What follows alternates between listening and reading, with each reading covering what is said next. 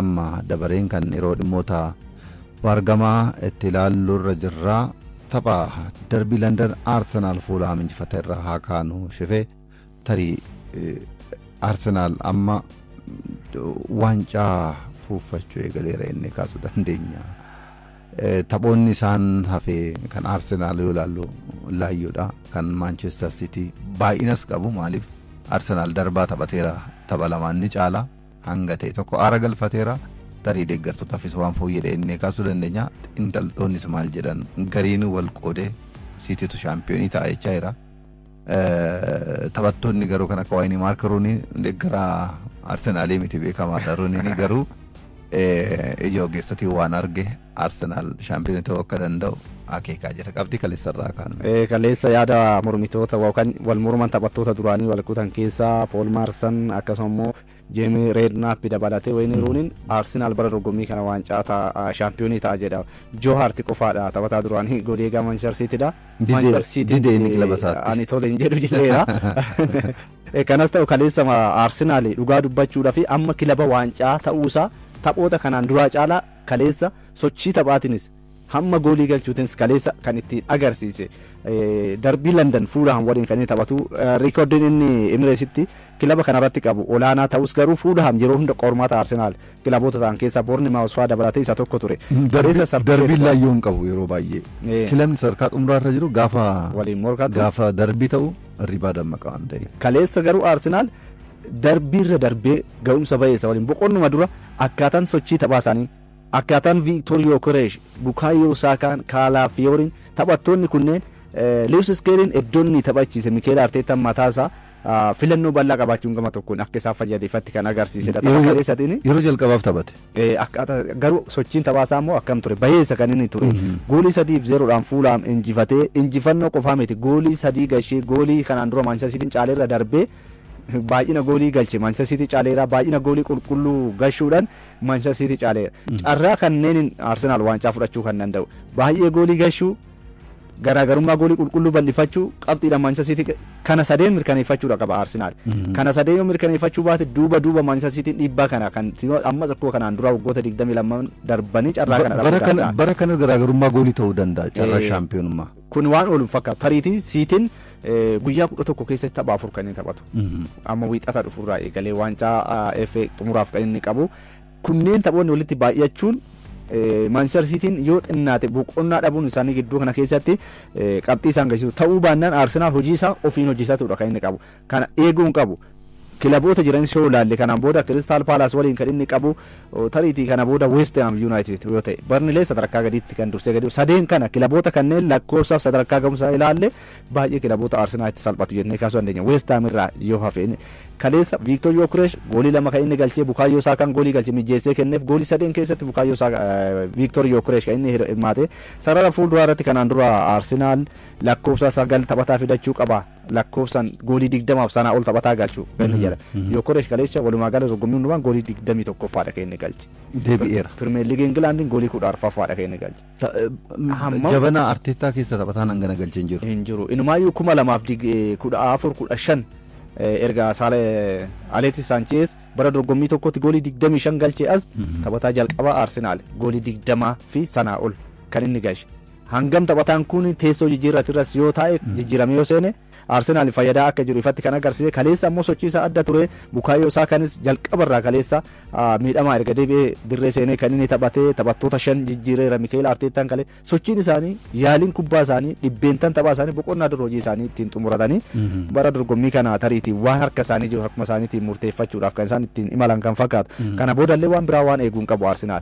Goolii kaleessa gooliin inni ittiin galche qulqulluu 41 gaateera amma gooliin gidduu isaanii jiru Manchester City'n goolii 4 qulqulluun kana dhiphisuudhaaf Manchester City'n hammam goolii galcha inni jedhuuf isaaniif qormaata waan ta'eef Mikel Arteetaan hojii isaa amma hojjetataadha akka jiru durumaaf maaf rafe taphoota 10 bara dorgommii kana Arsenal goolii tokko garaagarummaa goolii 1-0tiin kan inni injifate kanaan dura goolii tokko galchee ittisaadha ture taphoota darbaniin hangam Arsenal goolii galchuu irratti hanqina akka qabu dhiyeenya kana ammoo goolii galchuun dhabuun isaanii hammam akka isaan miidhe kan hubate kan inni fakkaatu Mikel Arteetaan tapha kaleessatiin sochii isaanii hundumtuu haaluma kanaanuu deemuu hin danda'a ture akkuma tu kaastee amma kaleessa garaagarummaa goolii bal'aatiin injifateera kana dura goolii 2-3 osoo kan injifatu ta'e garaagarummaa goolii tokko qofa.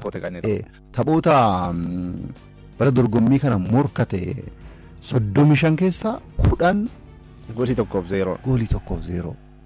Kun hangam kilabichi rakkachaa akka ture ittisa irratti fuulleffatee keessumayyuu Arsenaal kan ittiin beekamu kubbaa dhaabbii rogorraa dhiitamtu tarii David Raya yoo ta'een alatti hundumtuu hiriira galee goolii addaan galchee sana booda cufuudhaaf haalan akkaataan itti yaadaa turan suni hanga xumuraatti Arsenaal deemsisuu hin dandeenye.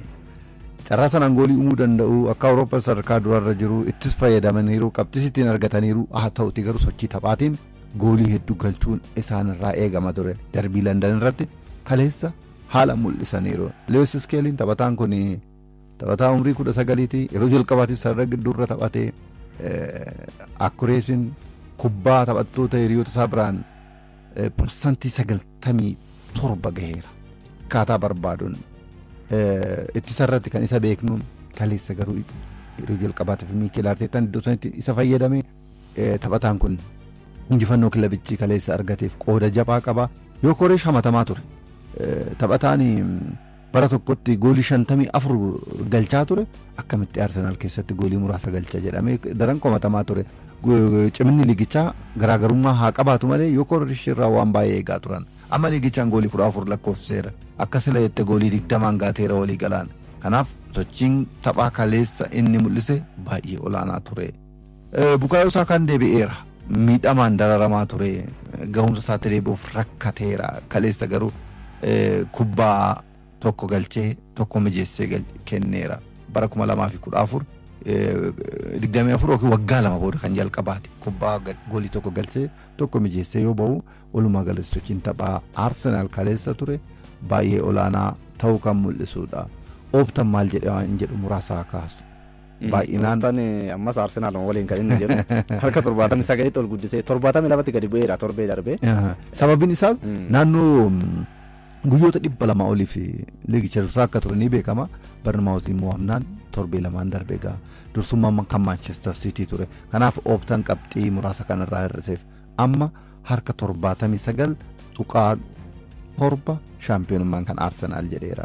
Wayne Rooney'n taphataan duraanii Manchester United xinxala kaleessa kennaa tureen Arsenaal shaampiyoonii ni ta'a jedheera. Akka sababaatti wanti inni kaase keessa taphoonni kana booda Arsenaal qabu salphaadhaa kan jedhudha. Eenyu fa'aadha waan jedhu haa kaasu. West Ham United, Burnley, Crystal Palace. Kilaboota gara gadii Paalasiin alatti. Eeyyee. Joe Hart ammoo Manchester City waancaa ni fudhata. Nattamanaa waan jedhudha innis kan kaase kilaba isaatiif loogee. Sababni inni kaase yoo haa jennu taphattoota muuxannoo qaban. Gianluigi Donnarumma goolii eegaa Rodri, Bernardo Silva, Haaland. Taphattoonni kunneen muuxannoo qabaachuun alatti waancaa fudhatanii beekuu waan jedhudha. Ejjennoon Joe Hart eenyutu fudhachuu danda'an jedhu tarii waan muraasatti daballee sa'aatii qabnu waliin Lancashire alaala. Kaleessa amma kan xiinxaltoonni jedhan kun qabatama wanta kaleessa dirree irratti mul'atedha. Fulham Arsenaal dura dhaabbachuu danda'a jedhame kaleessa hammi goolii Arsenaal irratti galchuu isaanii 0.43 qofa kan inni ture. Arsenaal tapha kaleessatiin hammi goolii ni galchuu isaanii tilmaamni isaa 2.9 almost gara 3tiiti kan inni siqu. Hammam Arsenaal olaantummaa akka fudhateetiin taphateedha. Amma ragaaleen jiru Arsenaal fi City wal bira gaafa madaalchiftu madaala taphaa City kilaboonni City waliin amma kana booda taphatu eenyudha. Aston Villa dorgommii Awurooppaa argachuudhaaf kan inni taphatu tariitii 58 kan inni qabu. Brentford Jaffarra jira. Bournemouth kilaboonni kunneen dorgommii Awurooppaa argachuuf Everton mataa isaa yoo xinnaate carraa wayii Conference League illee taasisu yaaduudhaaf kan inni taphatu. Kilaboonni kun hundumti isaanii karoora wayii qabu abdiidha kan isaan qaban dorgommii kanaan carraa isaanii dabarsanii kennuu hin barbaadan Manchester City waliin kan isaan ittiin taphatan. Haala kanaan Manchester Cityn tarii ga'umsa irra dhufeen Arsenal injifateera, Chelsea injifateera, Liverpool injifateera, ga'umsi isaa fooyyedha. Raya Cherki dabalatee taphattoonni jijjiirraa majjiin Mark Gee dabalatee taphattoonni kunneen sochii fooyyee baay'isa taasisaadha kan isaan ittiin jirani. Garuu Burnley akkaataa ittiin injifatan gaafa ilaaltu immoo goolii takkaaf du'aniisu carraa fayyadamuu dhabuu Barnleetiin. Barnleetiin Manchester Cityin hammas qorame Brentford Bournemouth Everton ammoo hammam qoramuu danda'a inni jedhus xiinxaltoonni kunneen ragaan ooftas isa kana giddu galeessa kan inni godhate tariiti Manchester Cityin baroottan darban immoo taphoota xumuraa hunduma torbeewwan kurnaan hafan injifachuudhaan beekama Pep Guardiola jalatti. Guardiolaan mataasaa bara dorgommii kana immoo tarii ganna kana City galaksisuu danda'a waan jedhamaa jiru bara kana waancadhaan dabalamee liigicha gadi lakkisuu waan barbaaduuf kanaan alatti yoo ta'etti bara dorgommii kana Arsenal irraa waancaa ni fudhata inni jedhu sun egaa hojiidhuma Arsenal amma waa'ee hojii Manchester City taane hojiidhuma Mikel Arteetaan hojjetu qofatu imala waancadhaan murteessee deemkaas. Dhugaa Arsenal yoo jabaate waancaa fudhachuu danda'a yoo laafe immoo waancaan dabarsee kennuu danda'a. Garaagarummaa qabxii hedduutiin dursaa akka ture ni beekama waan ta'eef yoo cime sadarkaa isaanii eegsifataa waggoota 22 booda deeggartoota kilabichaas ta'e ofiisaa aara ni galfata jechuudha waancaa argate. Shifee dhaggeeffattoonni hedduun ramaddii lamatti wal qoodanii yaada garaagaraa nu ergaa jiru. Gariin Arsenaalitu injifata jedha, gariin ammoo Manchester City jechaa jira. Muraasni dhaggeeffattoota ammoo taphaa Manchester United fi Liverpool nu gaafachaa jiru. Daqiiqaawwan hafan keessatti odeeffannoo kanneen haa kaasnuti. Har'a murkii jabaaf eegamu kilaboonni lamaanii sababiin isaas taphoota ardii Awurooppaa irratti hirmaachuudhaaf Michael Carrick qabxii argachuutu sarra jira. Arne Slot leenjisaa Liverpool bara darbe shaampiyoonii dorgommichaati haa ta'uti garuu barana shaampiyoonummaan hin jiru. Wanni jabaan kilabichi bara kana milkeessuu barbaadu garuu hirmaannaa Champions League Awurooppaa bara heegaree argachuudha. Kilaboonni isa boodarra jiran jiru. Qabxii 58 qaba inni Aston Villa waliin wal qixaa. Brentford 51 qaba. Tarii garaagarummaa qabxii 7tu isaan gidduu jira waan ta'eef 58 fi 51 gidduu dhimmoota kanneen haa kaasnu. Darbiin Lancashire sadarkaa durii sanaa miti amma sadarkaan isaanii tarii sadarkaa durii kan isaan taasisu seenaa kilaboota qaban deeggartoota qaban miira kilaboota kanneen lamaan irratti anas irra caalaa fi ati nan caaltu yoo ta'en alatti baay'ina waancaa qabaniin murkiin isaanii isa kana keessatti amma lamaan isaanii dorgommii Champions League kilaboota Awurooppaa harka 99 mirkaneeffataniiru jechuu dandeenya. Manchester United qabxii takka qofa argannaan har'a hirmaannaa Champions League Awurooppaa ifatti ni mirkaneeffata. Liverpool isarraa injifate hirmaannaa Champions League Awurooppaa argachuusaa kan ifatti ittiin mirkaneeffatu kan inni isaan taasisu. Kun tapha har'aa kanaan isaan lamaaniif amma miira dorgommii Awurooppaa irra darbee miira olaantummaa isaan bara kana Manchester United ga'umsa gadi aanaa yeroo itti mul'isaa turetti Liverpoolin injifachuusaa ni yaadatama. Bara darbe immoo Arne Slot dhaqaa galaan Manchester United injifatanii ture. Amma Michael Carrick jalatti Manchester United ga'umsa baay'ee sarti yeroo argamu torbee darbe injifannoodhaan kan inni ittiin dhufe tapha har'aa kanaanis tarii miidhamaanis wal qabatee gama Liverpool taphattoonni murteessoon hedduu garee kana keessa hin jiran Isaaq mataa isaarra taphachuu akka hin dandeenye kan eegamu Mohamed Salah hin jiru gama Manchester United Matthias Cunha dabalatee miidhamarraa deebi'aadha kan isaan jirani. Tariiti seenarratti kaasanii waancaa 40 Premier League Englandin 20 walitti waancaa 40 fudhataniiru kilaboonni kunneen sadarkaa kilaboota Englandin tanga isaanii waancaa kan fudhateen jiru sadarkaa tokkoffaaf lammaffaadha. Liverpool waancaa 69 Manchester United waancaa 68 waliigala kilaboonni kunneen lamaan injifatanii sadarkaa Awurooppaatti isaan lamaan qabaliin morkatu waancaa 6 waancaa 3 haala kana morkiin kilaboota kanneen lamaan gidduutti har'a ta'u jedhamee kan inni eegamu ga'umsa amma wal bira qabamee ilaaluun yoo ta'e garuu Manchester United irra fooyyedha. Erguma Michael Carrick Manchester United leenjisuu eegalee kilabni haga Manchester United qabxii baay'ee walitti qabatee hin jiru. Manchester United Michael Carrick taphoota 9 injifateera. Egaa Carrick leenjuu eegalee 2 qixabe 2 qofa kan inni mo'ame. Itti fayyadamni taphattoota isaallee dhaabbatan ittiin jijjiire. Eeyyee amma Kobe Maino namni Ruben Amorim yeroo san mataan isaa maal ta'e ofirratti hojjete. Taphaticha osoo hin taane ofii isaati irratti daba yaade jettee kaasuu kan ittiin danda'u. Taphataan kun ani dheengadda gaafa isaan Brentford waliin taphatan tapha sanaan sochiin inni taasise taphataa Gita Raayaa Charkiitii mucaan jedhee ilaalaan ture. Akkaataan taphattoota Brentford nama 4 mooshan bira dabarsee xumura irratti kubbaan Ahmad Dialloodhaaf kennee osoo galchina fesuun ga'umsa taphataa kanaa ifatti kan ittiin mirkaneessiteera. Egaa har'a morkii olaantummaa seenati malee morkii sadarkaa waancaa keessa waan hin jirre taphichi